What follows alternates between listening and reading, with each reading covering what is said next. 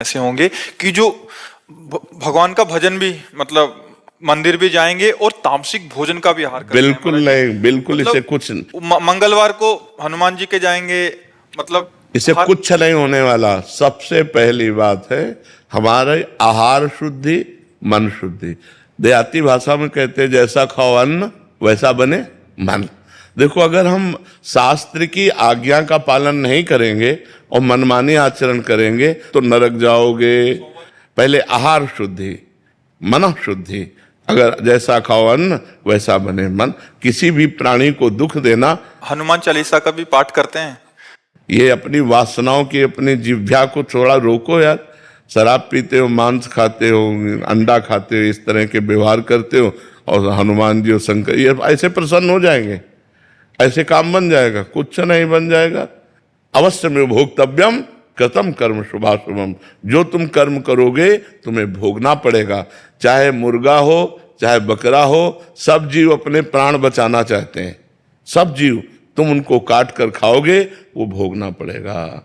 राम जी के रूप में भगवान ने यदि बाली के चरण में बाण मारा तो भगवान श्री कृष्ण के चरण में व्याध के रूप में उसने बाण मारा।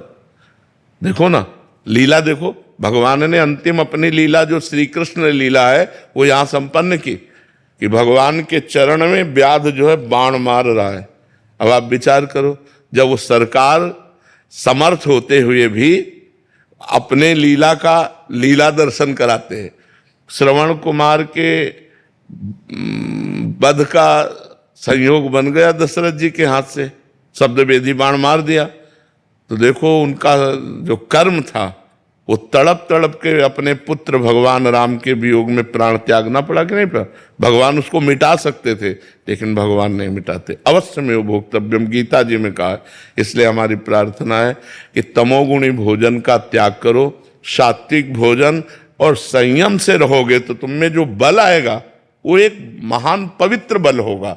आज बल नहीं दिखाई देता, चेहरे में कांति नहीं है, विचार में पवित्रता नहीं है। ऐसा नहीं, हम पशु नहीं हैं, हम मर्यादा से चलने के लिए हैं। हमारी मर्यादा बनाई गई, शास्त्र मर्यादा हमारी कानून व्यवस्था है। यदि हम शास्त्र मर्यादा से चलेंगे, शास्त्र कानून से चलेंगे तो हमारा मनुष्य जीवन सार्थक हो जाएगा।